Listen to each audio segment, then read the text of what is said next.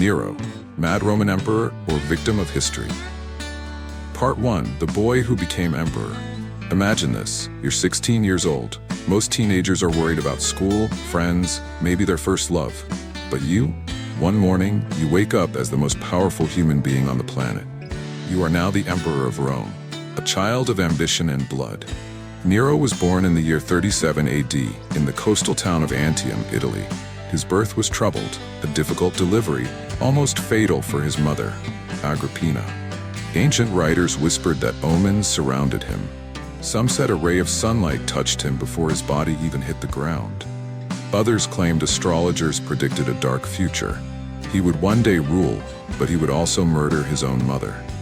And Agrippina? She is one of history's most ambitious women.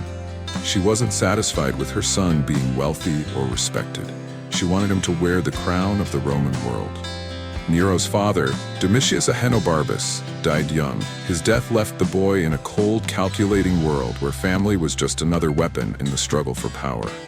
From the very beginning, Nero was raised not with love, but with expectations, with whispers of destiny, and with a mother who would stop at nothing to see him rise. The marriage that changed everything. In 49 AD, Agrippina made her boldest move. She married the Emperor Claudius. Claudius was older, hesitant, and easily influenced. Agrippina knew how to play the part. Loyal wife in public, ruthless strategist behind the curtains. Within a year, Claudius adopted Nero as his son. It was official. The teenage boy, once on the fringes of power, was suddenly next in line for the throne. Claudius already had a biological son, Britannicus, but Agrippina was determined only Nero would inherit Rome. Some advisors warned Claudius. They whispered, "This boy is spoiled, arrogant, dangerous. Another Caligula waiting to happen." But Claudius ignored them. Maybe he believed Agrippina's charm. Maybe he underestimated the storm she was preparing. And then, in 54 AD, Claudius died suddenly. Poisoned mushrooms, many believed, served to him by Agrippina herself. Just hours later, Nero, only 16 years old, was declared emperor of Rome. The teen emperor, picture it. The Senate, the Praetorian Guard, and the Roman people all turning to face a boy. He walked into the camp, his voice shaky but rehearsed, a speech written for him by his tutor, Seneca. When the soldiers shouted his name, of Nero Caesar, the world shifted. Most people expected disaster. How could a 16-year-old possibly rule the empire? Surely he would be nothing more than a puppet for his mother. But here's the twist. At first, Nero wasn't a monster at all. The golden beginning. The young emperor made decisions that shocked the elites but delighted the masses. He reduced taxes. He banned secret political trials that had terrified Rome under previous rulers. He even gave slaves the unprecedented right to file complaints against cruel masters. For ordinary Romans, Nero was a breath of fresh air. After years of paranoia and brutality under Tiberius and Caligula, here was a young, charming ruler who seemed to care for the common people. Crowds cheered him. Artists adored him. Even the Senate applauded, at least for a while. But power in Rome was never so simple. The shadow of Agrippina. Behind the throne stood Agrippina. She demanded influence in every decision. She appeared at Senate meetings. She had her image printed on coins alongside her son's, something unheard of for a woman in Rome. She even tried to stand next to Nero when he met foreign ambassadors, as if she too were an emperor. At first, Nero tolerated it. He was young, inexperienced, and perhaps even afraid of his mother. But soon, resentment grew. He wanted to perform music, to write poetry, to live as he pleased. She wanted to rule an empire. The tension between mother and son simmered beneath the golden surface of Nero's reign. By 55 AD, the cracks were showing. Nero, once guided by his tutor Seneca and the commander Burrus, began to push back against Agrippina's control. She responded by threatening him, reminding him that Claudius's biological son, Britannicus, was still alive. She hinted that Britannicus could be restored as the rightful heir. For Nero, it was betrayal. His own mother seemed ready to replace him if he didn't obey. And for Agrippina, it was a game of power. To her, Nero was not a son. He was a pawn. One night, at a royal banquet, Britannicus collapsed and died. Rumors spread like wildfire. Nero had poisoned him. Whether true or not, Britannicus's death left no doubt. Nero was now the sole heir, the undisputed emperor. But it came at a cost. Rome began to whisper. The young, beloved emperor had a dark side. And Agrippina? She was horrified. Her son was slipping from her grasp, turning into a ruler of his own. Their relationship, once united by ambition, was now poisoned by suspicion and fear. So here we are. Nero, barely out of boyhood, now holds the world in his hands. The people adore him. The Senate watches cautiously. His tutors try to steer him toward wisdom. But standing in his shadow is Agrippina, the mother who made him emperor, the mother who will not let go. And soon, their struggle will erupt into blood. So let me ask you, if you were 16, suddenly the ruler of the greatest empire on earth, would you obey your mother and remain a puppet? Or would you fight for your own power, even if it meant betraying the woman who gave you life?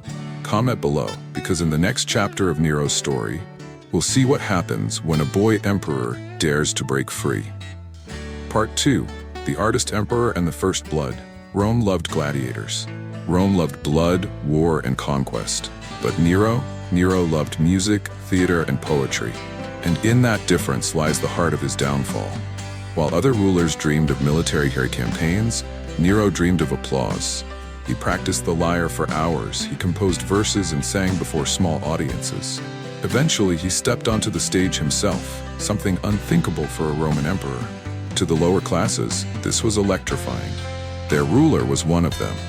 He performed for them. He broke the wall between emperor and citizen. To the elites, however, this was scandalous. An emperor was supposed to be a godlike figure, not a performer. To them, Nero was humiliating the dignity of Rome itself. But Nero's reign wasn't only about art. Behind the scenes, his relationship with his mother reached a breaking point. Agrippina expected to control him forever. She believed Nero owed her everything, but he was no longer the obedient boy she crowned. She interfered in politics, she openly criticized his decisions, and worse, she began to side with others, like Britannicus before, who could challenge Nero's throne. Agrippina, the woman who made Nero emperor, was now his greatest threat, a plot against his mother. Ancient sources describe Nero's first plan, a mechanical ceiling designed to collapse while Agrippina slept. When that failed, he tried something even more dramatic, a ship built to sink. He invited her to a banquet, showed her affection, and then sent her off on the doomed vessel. But Agrippina survived. She swam to shore, wounded but alive. She even sent word to her son, pretending nothing had happened. Nero panicked. If his mother exposed him, the empire could turn against him. So he made his choice. He sent soldiers to her villa, and there, according to legend, as the assassins approached, Agrippina bared her stomach and said, "Strike the womb that bore this monster." She was killed. And with her death, Nero crossed a line that could never be uncrossed. Until then, Nero had been the golden boy, the young emperor loved by the people. But once word spread that he had murdered his own mother, whispers of monster followed him everywhere. In truth, the common people still admired him for his generosity and his artistic passions. But among the Senate, the nobility, and the historians who would later write his story, Nero was forever marked as a tyrant. Free from his mother's shadow, Nero indulged in everything he desired. He held wild parties. He performed in private theaters built just for him. He organized youth festivals where nobles were forced to act and dance. He created a personal fan club, the Augustiani, who clapped, cheered, and sang his praises wherever he performed. Rome became a stage, and Nero its star. But Nero's personal life grew darker. He was married to Octavia, the daughter of Claudius. She was beloved by the Roman people, graceful, loyal, and a symbol of legitimacy. But she couldn't give Nero an heir. Nero grew frustrated. He fell in love with another woman, Poppaea Sabina. Ambitious and beautiful, she encouraged Nero to cast Octavia aside. At first, the people resisted. They adored Octavia and protested her exile. But Nero was determined. He accused her of adultery, a charge widely disbelieved, and had her executed. Octavia, the innocent empress, was put to death at just 20 years old. The city mourned, and Nero's reputation sank further into darkness. Then came the event that would define Nero's legacy forever. In July of 64 AD, fire erupted in the crowded streets of Rome. For 6 days, flames devoured homes, temples, and markets. When the ashes cooled, 2/3 of the city lay in ruins. Legends claim Nero played music while Rome burned. In reality, fiddles did not even exist at the time. Nero had actually rushed back from his villa, opened his gardens to refugees, and organized fire relief. But perception is everything. And when he began construction of his lavish new palace, the Domus Aurea, on land cleared by the fire, suspicion turned to certainty. Rome believed Nero had burned the city to build his golden dream. To silence the rumors, Nero looked for someone else to blame. He found a convenient target: the Christians.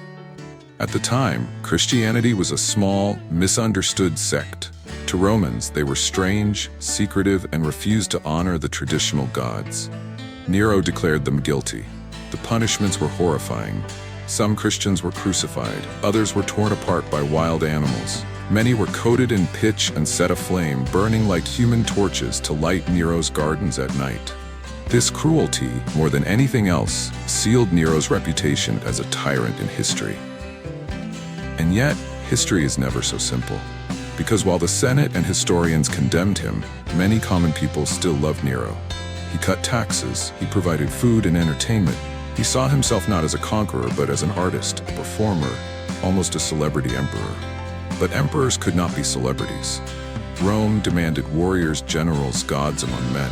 And Nero, in their eyes, was just a boy with a lyre pretending to rule an empire. By now, Nero had killed his mother, his wife, and countless enemies. He had presided over fire and blood.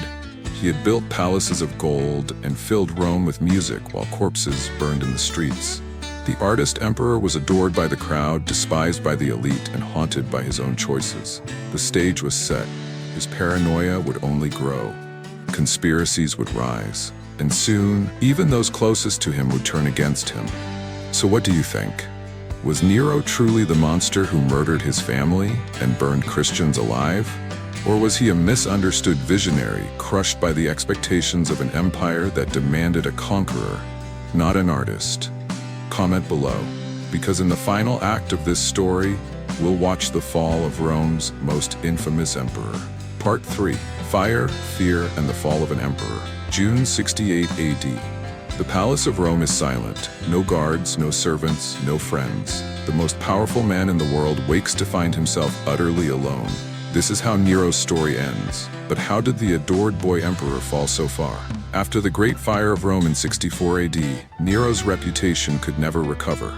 The golden palace he built, the Domus Aurea, was a monument to extravagance, a slap in the face to citizens who had lost everything. The Senate despised him, the nobility feared him. Even among the Praetorian Guard, whispers of betrayal began. And yet, Nero continued to perform. He traveled to Naples, to Greece, to sing, to act, to race chariots. He returned to Rome boasting of 1,800 prizes, all awarded to him, whether he deserved them or not. To his fans, he was an artist king. To his enemies, he was an insult to Roman virtue. The conspiracy's Rome was boiling. Senators plotted in secret. Generals abroad wondered if they could do better. In 65 AD, the famous Pisonian conspiracy nearly succeeded. Dozens of senators, officers, and even Nero's old tutor Seneca were accused. The conspiracy failed, but Nero's paranoia skyrocketed.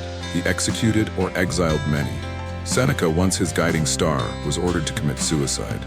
Even allies grew fearful. No one was safe. Nero's circle shrank. Where once he had Seneca and Burrus, now he had flatterers and opportunists. Men who encouraged his excesses, not his restraint.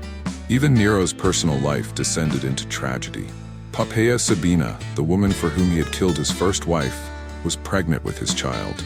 One night, in a fit of rage, over something as trivial as being late to the races, Nero struck her. According to some accounts, he kicked her in the stomach, killing both mother and unborn child.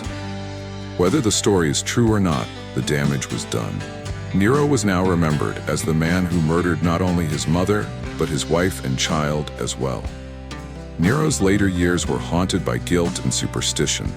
He feared the spirits of the dead, his mother, his wives, his enemies.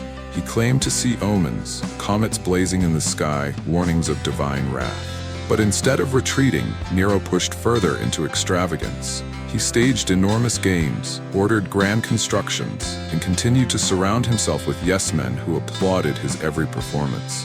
The emperor who once promised to protect his people now demanded they worship his art. Trouble in the provinces. Meanwhile, outside Rome, the empire began to crumble. Rebellions spread, first in Judea, then in Gaul, then in Spain. Nero's governors, once loyal, began to declare for themselves. The most dangerous of them was Galba, governor of Spain. When Galba's troops declared him emperor, the Praetorian Guard hesitated. Who would they support? The unpopular Nero, or a new leader with fresh promise? Abandoned. In June 68, Nero prepared to flee. He begged the Praetorians to escort him to the port at Ostia. They refused. That night, he wandered his palace, calling out, "Have I neither friend nor foe?" But no one answered. The corridors that once echoed with servants and guards were silent. At dawn, Nero fled with only a handful of freedmen. They carried him to a villa outside the city. There, news reached him. The Senate had declared him a public enemy. If captured, he would be stripped naked, chained, and beaten to death. Faced with humiliation, Nero asked his companions to kill him. None dared. So he prepared to do it himself. As soldiers approached, Nero pressed a dagger to his throat. With the help of his secretary, Epaphroditus, he drove the blade in. His final words, according to legend, were, "What an artist dies in me." He was just 30 years old. Aftermath. With Nero's death, the Julio-Claudian dynasty ended. Rome plunged into chaos, the infamous Year of the Four Emperors. But Nero's name lived on, whispered as a curse, a monster, an antichrist. And yet, among the common people, legends grew that he had not really died. Some claimed Nero would return, leading armies from the east, reclaiming his throne. For decades, imposters appeared, pretending to be the resurrected Nero. So who was Nero? The boy emperor who brought relief and reforms? The artist, king who loved music more than war? Or the tyrant who murdered his family, burned his city, and tortured innocents? The truth may be all of it or none of it, because in Rome, history was written not by the people, but by the elites who hated him. And they made sure Nero's legacy would forever be one of fire and blood. So I ask you, should Nero be remembered as the monster who fiddled while Rome burned? Or as a tragic figure, an artist crushed by power, destroyed by the stories his enemies wrote?